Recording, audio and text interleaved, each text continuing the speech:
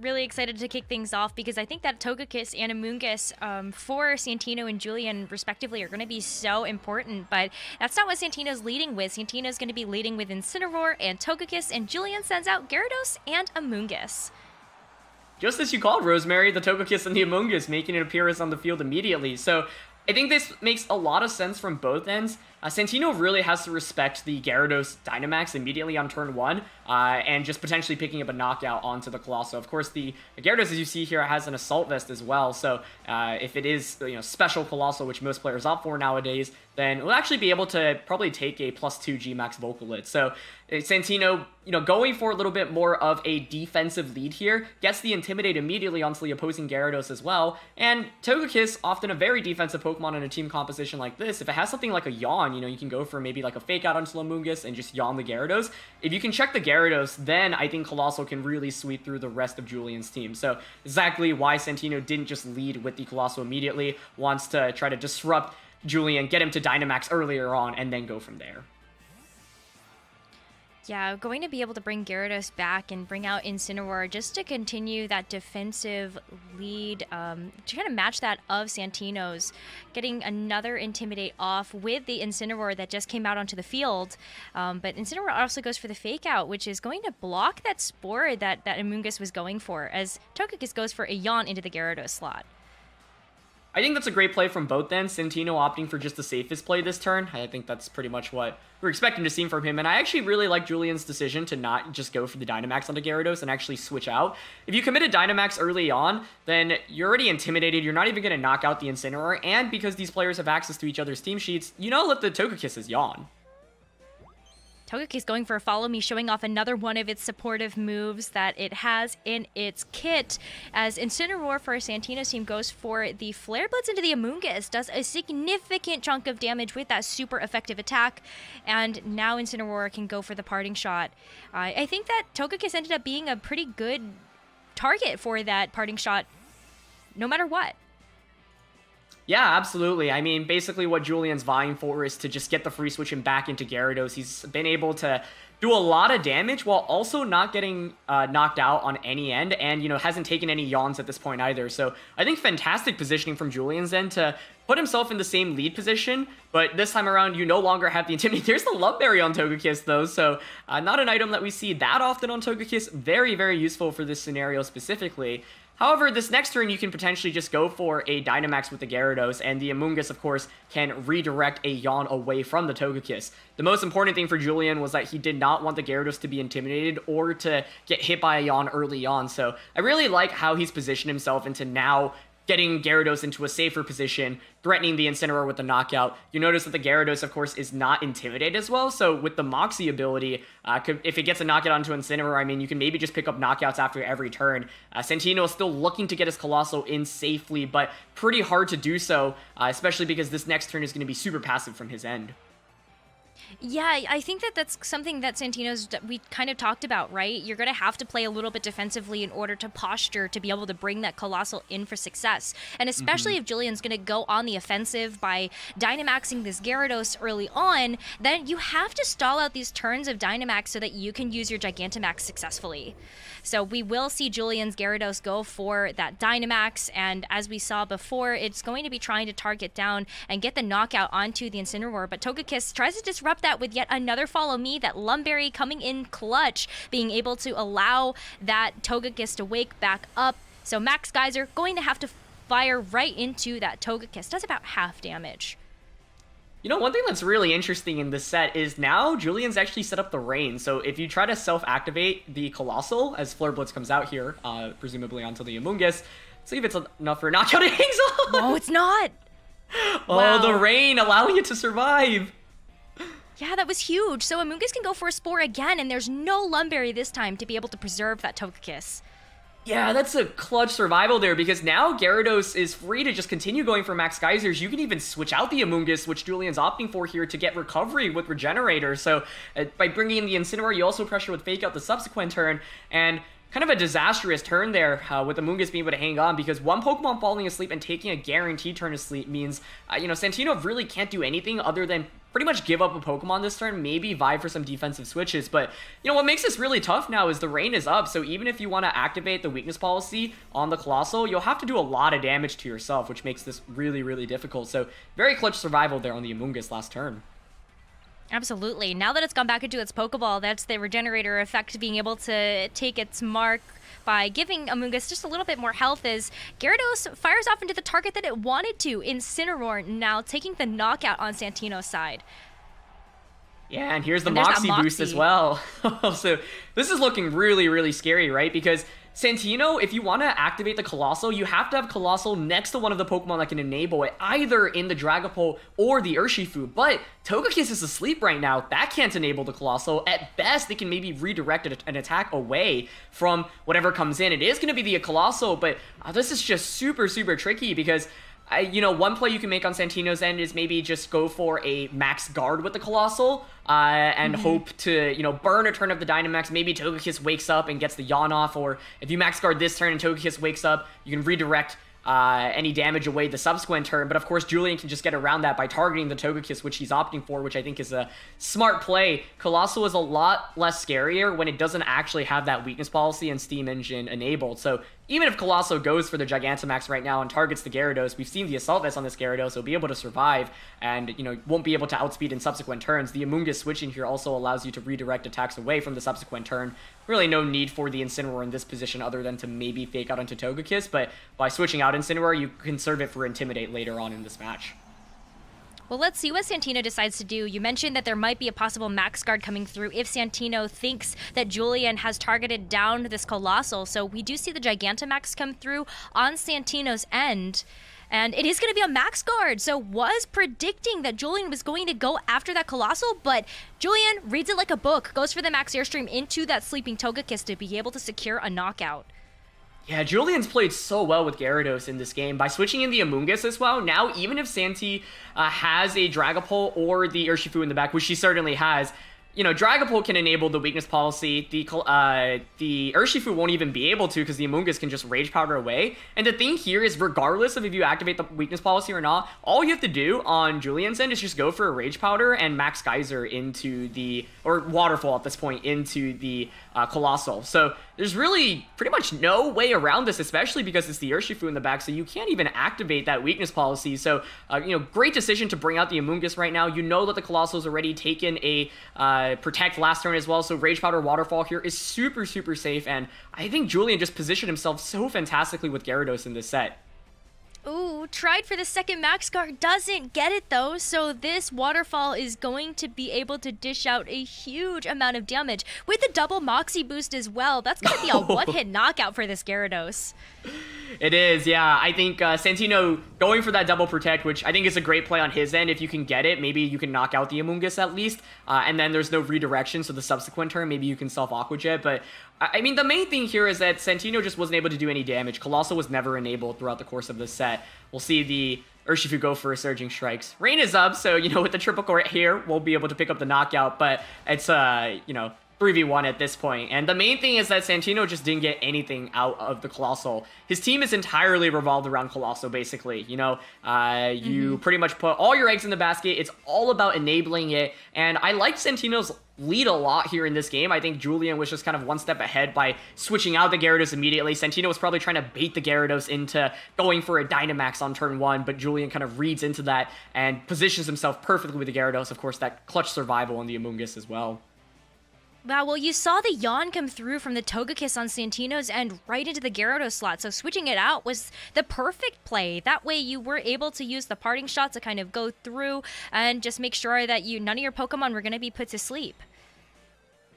Yeah, exactly. Urshifu ups for Protect here, but Gyarados going for the bounce means it will strike down next turn. Now, of course, at this point, if Santino wants to win, I think you have to basically hope for a ton of misses on bounce. The tricky thing is that Urshifu just does no damage into Gyarados, right? It has only water and fighting type attacks most likely, so doesn't even have a way to hit it for super effective damage. And if bounce doesn't miss, it's pretty much just game over.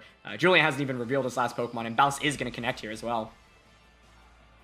Ooh. Yeah, it's going to connect. You get a chance to see that Urshifu hang on because of its focus sash, so we'll be able to fire off yet another surging strikes. But into the Incineroar with the triple crit. Yeah, looks it's going to be really close.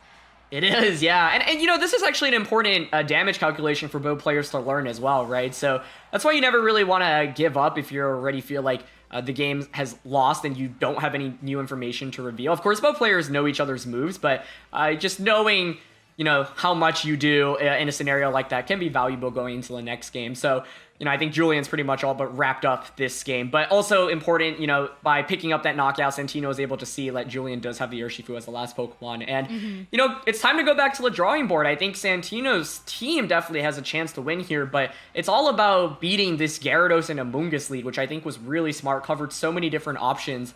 And, you know, I think now Santino recognizes Julian's not just going to potentially go for a Dynamax on turn 1. So how do I play around that? Because he wasn't able to activate the Colossal at all in this game. Well, let's get into that game too, shall we? And see whether or not we do see a switch up in strategy coming through from Santino. We do indeed. Doesn't want to put the brakes on this one. Just going on the full offensive setup with that Dragapult and Colossal, while Julian leads with the same leads as game 1, that Amoonguss and that Gyarados. I think Dragapult Colossal is a great lead for Santino here. He can go for a Surf and Max Flare into Amoonguss, and that's actually a really safe play because you enable the Colossal Steam Engine immediately, and you cover for the option of Amoonguss potentially going for a Spore. After you get the Sun up as well, the Gyarados actually probably won't be able to get a knockout onto the Colossal. We saw it actually has access to Max Quake, but I actually don't think that will do enough to pick up the knockout, depending on how these Pokemon are trained. Either way, though, I think, you know, this lead is kind of the adjustment we were looking to see from Santino's end. And now Colossal putting on a lot of, you know, offensive damage against both of these, and I think Dragapult's the perfect Pokemon to combo it with. You can't really afford to go with Urshifu because, of course, the Amoonguss can just redirect those Aqua Jets away. So on this first turn, I kind of expect to maybe just see a Surf and a Max Flare from Santino's, and I think that's the safest play. You could also make a really aggressive prediction, though, and of course, go for the G-Max Vocalith into the Gyarados slot if you think the Amoonguss is going to protect. Yeah, it's going to be really interesting to see how these two battle it out, but I feel like this first turn is going to be so important because Julian's not letting up on the gas either. Going to go ahead and Dynamax that Gyarados super early on, and Santino matching that pressure with the Gigantamax from the Colossal. So we're going all in on this strategy right now, Aaron. We are, yeah, and it's really exciting to see this because I think Colossal is going to do a lot more than it did in that last game. Last time it didn't even really get to do anything. This time around, I think we should expect it to at least get multiple powerful attacks up. So here we go. It's going to be the Rage Powder kicking things off, but my big question is, what is Dragapult going for? Surf is the obvious play. Oh, no, it's going to be the Breaking Swipe. That's one way to decrease Gyarados' attack, right? And so now it's like, even if the Gyarados targeted the Colossal, it would most likely survive. But you can see that Julian was a little bit worried about this specifically, or potentially predicting a Max Guard or a Protect from the Colossal immediately. Doesn't want to activate that Weakness Policy or Steam Engine, so actually opts for the Max Quake, knowing that Santino's Colossal most likely going to be special. Here is the Max Flare, though. After that special defense boost, yeah, Amoonguss is able to survive, but what's really critical this turn is, or this game, I should say, is that Amoonguss did not go for a Spore on turn 1, you know, going for the Rage Powder to play it safe. However, a Spore would have been absolutely huge there onto the Colossal. Now, after getting that attack decrease and with the Sun being up, Gyarados is not nearly as much of an offensive threat as it was earlier. So I think now Santino is probably content to just go for a Surf and get the Colossal going. You can go for another Breaking Swipe if you want as well. And I love the Breaking Swipe, you know, tech here on Dragapult, just making it so much more difficult to actually knock out Colossal because it actually has a really, really good base defense stat. That was so cool to see because it really just kind of stopped what Julian really wanted to do. So Surf coming through from the Dragapult now, just showing off how it's playing the supportive role to really help posture this Colossal effectively. And we see the Steam Engine go up, the Weakness Policy, and Santino's Colossal is ready to dish out some pretty big damage. G-Max Vocalith now getting fired off with that Weakness Policy boost is going to go right onto the Amoonguss just to be able to finish off that little bit of damage, and that means that Julian's Amoonguss is not going to be able to use the Spore that it was trying to target into that Colossal. Precisely. It's so important to deny the Spore right now, and Julian's actually just opting for Max Quakes at this point, just get more special defense boosts. But this game is a lot harder than the last one, right? Because In the last game, Julian was able to position himself into a point where the Gyarados was able to just get a one-hit KO onto the Colossal. This time, it's the complete opposite. The Gyarados has an attack drop, Sun is up, and the Colossal has been enabled. So you can see, just as you mentioned, Rosemary, how good of a supportive role the Dragapult pairs with this Colossal specifically. So, Urshifu here at least does threaten Colossal with some super effective attacks. You've got that close combat into the Colossal, but Dragapult here really just content to go for some more breaking swipes, and Colossal is free to just keep damaging, Julian's end. You could pretty safely go for a Max Flare and breaking swipe. There's really no way around that play. Gyarados this time around just not nearly as much of a threat, so Julian could opt for a Detect on Urshifu here if you want to, are expecting a double up. You could also just go for a Sucker Punch or Wicked Blow immediately to try to knock out that Dragapult. But he really needs damage against the Colossal at this point, so I feel like you really got to target it down. But as you see, Julian's game plan is to kind of try to stall out the Max, it looks like, and then go from there. But yeah, I think like Max Geysering would make a lot of sense so that you have Rain in subsequent turns. But of course, Colossal can just change it up with the Max Flare of itself. And here's the tech. There's an ally switch. This is full support Dragapult. It's just doing everything right now. Yeah, it really is. And that means that it's going to be Colossal taking the Sucker Punch, which means Colossal's going to be sticking around to fire off yet another attack. And the Max Flare brings Urshifu right down to its Focus Sash. That's how much damage this Colossal is dishing out right now. As Gyarados goes for another Max Quake. But honestly, this Dragapult has done its job. It doesn't even get knocked out. Are you kidding me? Have you ever seen, Rosemary, have you ever seen a regular Dragapult take 3 Dynamax attacks? Because I've never. Never. It usually gets blown over with the wind, but this one seems to be sticking around from that breaking swipe. Yeah, Julian's been going for really defensive plays, and it makes sense. But where's the damage going to come out at this point, right? I think the ally switch, a great play to go for last turn as well, because it covers for the Sucker Punch option. Santino, gets that safe Max Flare into the Urshifu slot, and that covers pretty much every option, and it's incredibly hard to make that prediction and go for a close combat onto the Dragapult slot. So running ally switch just causes so many more mind games, and now it's 4v2. Really, really tough, of course, the residual damage coming out from the rocks as well. Sure, Gyarados has all these special defense boosts, but Incineroar is not really going to do very much damage at this point. You can't even go for a Fake Out onto a Dragapult, so that can just decrease Julian's attack even further with a Breaking Swipe. Colossal could maybe just go for a Protect this turn as you Breaking Swipe, but it looks like he's actually content to just attack as well, which makes sense. Santino is so far ahead at this point. Yeah, Colossal not going to be able to do anything this time, but another Breaking Swipe because of that clutch survival last turn. Dragapult is continuously helping out this Colossal and keeping it in a prime position, but no more. Dragapult goes down. A bit of a champion in this game. Absolutely. I mean, it's actually one of the best defensive Dragapults I've ever seen, I think. Was able to get multiple Breaking Swipes off, able to enable the Colossal as well. And, Gyarados has all these special defense boosts, but it doesn't care about the G-Max Vocalist. That always does a set amount of damage. So these residual effects actually playing such a critical role in this game as well. Able to knock out the Urshifu after its Focus Sash, able to get all this chip damage off. And now with Rillaboom out, you can just, freely target the Gyarados. We know it doesn't have Protect, so you can just go for a Grassy Glide onto that slot. And then the Colossal kind of free to go for whatever attack it wants to, presumably a Rock-type attack instantly Incineroar. So we should see Santino take the second game, and it feels like a complete swing after that first game in which, Colossal wasn't able to do anything. Yeah, it really does. I mean, even just the Grassy Glide into the Gyarados is going to be enough to knock it out now, and so there's really not too much hope to be able to knock out this Colossal as it goes for a Meteor Beam. I love it. Meteor Beam, of course, one of the things that actually makes Colossal even stronger going into Series 5. One of those new tutor moves that it gets access to means that its G-Max Vocalith is just stronger with a higher base power. So in this position, it's a very, very safe play from Santino because the Incineroar does not pressure any damage onto the Colossal. And you can see that's kind of the tricky thing about this matchup, right? Most of the damage is coming out from Gyarados. Maybe the Urshifu if it's able to get a close combat off, but Colossal's defense is actually pretty good, and the Breaking Swipe from the Dragapult able to play such a critical role in this matchup. So I think going back to the drawing board, I mean, Julian was playing very passively with this Gyarados. He ended up going for 3 Max Quakes, never opted for a Max Geyser into the Colossal. Of course, because he was scared of a potential Breaking Swipe, recognizing maybe that the Colossal could actually survive. Going into this game 3, I'm definitely really interested to see how Julian's going to adjust. Is it going to be taking out that Colossal or making sure that it's not able to get a move off if it does go for the Gigantamax early? I don't really see a whole lot of reason for Santi to really change up their strategy. So let's see what happens in this game 3.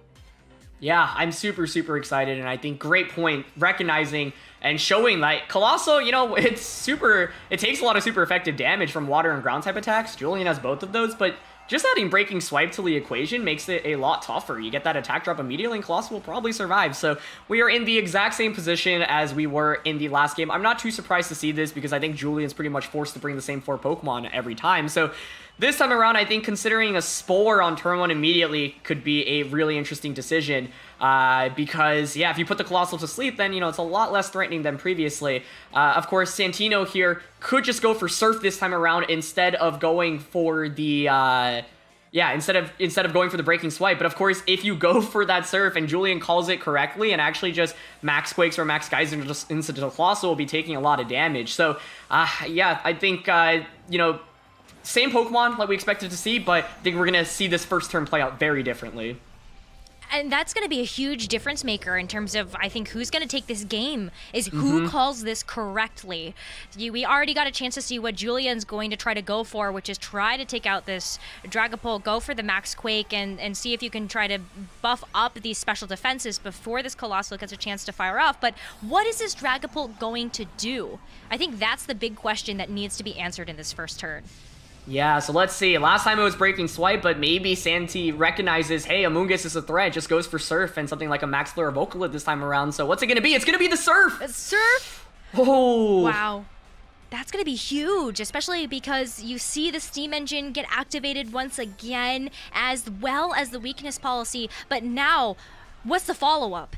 We saw the Dragapult went for Surf, but we got to see what this Colossal's going to do. It's going to be a G-Max Vocalith. Where's it going? Going right to the Gyarados.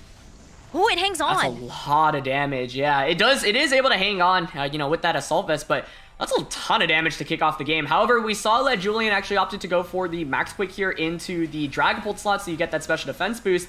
And we were talking about that Spore play going into Game 3, and this time around, yeah, Julian does not go for that Rage Powder. We saw him select the Spore earlier, so this time around is going to be able to put the Colossal to sleep. However, Santino actually opting for so much damage there immediately. This game could have been really different if Julian opted for something like a Max Geyser immediately onto Colossal, because this time around there's no attack decrease and no Sun being up. So Max Geyser there actually would have just probably been able to pick up the knockout onto Colossal. If Colossal faints there, I think this game is a lot harder to win from Santino's end. However, Julian does get the Spore off. I think what makes this tricky though is that, you have the residual damage coming from the rocks every turn still. You have to deal with the potential ally switch mind games. Colossal at least takes a guaranteed turn of sleep this time around, but the Breaking Swipe once again making it difficult for Gyarados to actually pick up a knockout, and that's actually really good damage on a Gyarados as well. It really is. It's putting it in range of a knockout from a second Breaking Swipe if that decides to come through, as Colossal takes his Max Geyser, but it hangs on too!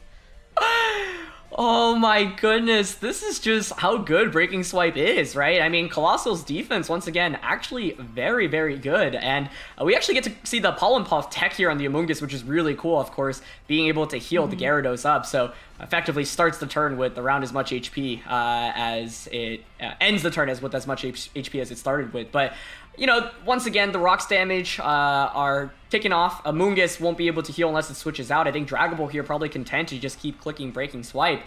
Colossal should probably go for something like another Vocalid. You could go for a Flare to change the weather as well. So Julian here, I think, has to make the decision to whether you go for a Pollen Puff continuously onto the Gyarados, or whether you want to try to maybe gamble a little bit and hope that the Colossal stays asleep, switch Amoonguss out for further recovery. It looks like he's going to opt for the Pollen Puff options. Let's see if Colossal's able to wake up. It's not. Not going to be able to, so it's going to be able to stay asleep for one more turn, at least in this game. And Breaking Swipe comes through yet again, so Gyarados' attack just continues to get dropped. But as we see this Max Geyser get fired off, there's not too much HP for this Colossal to hang on to, so it will be knocked out. Yeah, so this time around, Colossal was only able to get one attack off, but that one attack was actually really, really important. Santino opting for that G-Max Vocalith instead of a Max Flare means that, these Pokemon on Julian's end are still taking a fair amount of damage every turn. Another Pollen Puff comes out, so Gyarados is actually still relatively healthy. If there were no Pollen Puff, it certainly would have gone down to the combination of the Breaking Swipes and the G-Max Vocalith. But once again, the G-Max Vocalith is doing a lot of damage, and I think one thing that's actually been really interesting in the course of this matchup is that Breaking Swipe from Dragapult actually does a ton of damage onto everything on Julian's end, right? He doesn't have anything that really resists it, and because his team is so based around these physical Pokemon, he's really just free to keep clicking the Breaking Swipe button at this point, I think. Get those attack drops. You've still got the Vocalith, residual as well. So I think Amoonguss here maybe wants to switch out, get some healing back. But with Urshifu and Incineroar in the back, neither of those two Pokemon really want to take a Breaking Swipe at all. Urshifu here also probably free to just launch a Surging Strikes into Julian's team. So even though Colossal only got one attack off, because of how the team composition forces Julian to bring these 4 Pokemon, Dragapult actually ends up being pretty good offensively while also decreasing the attack every turn. Breaking Swipes coming in super big for Santino's team, particularly against these 4, but I'm really excited to see how Santino's going to be playing with this Urshifu. We did see the Breaking Swipe come through once again, and that's still doing a significant chunk of damage, like you mentioned, Aaron. It's just doing so much to both Pokemon at the same time, and in combination with the G-Max Vocalith, Pokemon are taking like a third of damage every single turn. Wow, that crit comes through, and Incineroar goes down. Goodbye, Incineroar. Yeah, great points, Rosemary, and I think, that turn was interesting because, of course, Santino opted to go for the Surging Strikes into the Amoonguss slot. I think that's a very, very safe decision. At that point, like, Gyarados and Amoonguss both aren't really putting on very much offensive pressure, but a great play from Santino's end is pretty safe, but looks even fancier because Incineroar swaps in for that slot. So, yeah, once again, the Dragapult just can keep going for these Breaking Swipes, and despite it being defensive, it's still pretty fast. Of course, now Urshifu is out, and it has that Sucker Punch. So you can go for a priority Sucker Punch into the Dragapult, maybe just pick up a knockout onto that slot. Amoonguss, of course, can also go for Spores right now, so can potentially put something to sleep. So the big question is Santino actually able to knock out the Amoonguss before it gets a Spore off? Because if so, I think this game is just over. No Sucker Punch, so it's just Breaking Swipe. Yeah, Breaking Swipe comes through, dropping the attacks again, and this Urshifu is going to be dealing so much less damage now as Urshifu goes for the Surging Strikes, and it is going to be targeted at this Amoonguss, so Amoonguss not going to take those. No, it's not, and so denies the Spore, and now Urshifu, we saw, is going to go for the Wicked Blow into the Dragapult. There is a Colbur Berry as well. I don't even know if this will pick up. Well, it will get the critical hit, so it should pick up the knockout, actually. So I don't think that actually ends up mattering. But at this point, once again, yeah, exactly. I think the Colbur makes a lot of sense to cover for a lot of the, common Dark-type threats that you see in this format. But Santino is kind of running away with this game, especially if he has that Rillaboom in the back once again. You can just cleanly knock out both Pokemon with the Grassy Glide, and there is the Rillaboom. So, yeah, I mean, this game played out differently, but I think what's so tricky from Julian's end is that none of the Pokemon that he brought actually resists, resist Dragon type. And to see a supportive Dragapult get so much damage and utility off with Breaking Swipe just made this game so difficult for Julian because, he doesn't have great offense, especially not from Amoonguss and Incineroar, so you're relying on Gyarados and the Urshifu, and that Vocalith putting on early pressure made it a lot tougher for the Amoonguss to stay around on the field as well. So, yeah, I think Grassy Glide from the Rillaboom should just be able to cleanly close out this game, especially because Gyarados doesn't even have Protect, so can't opt for something like that. Yeah, as we see Urshifu go for the close combat just to be able to seal the deal. Santino takes this first game of the Players' Cup Finals and this set. Oh my goodness, that was a really exciting set though, right? Talk about a 180 turnaround after that first game. I think credit to both players here. I really love how Julian played in that first game. I think the Assault Vest Gyarados is a really, really neat Pokemon, and it was something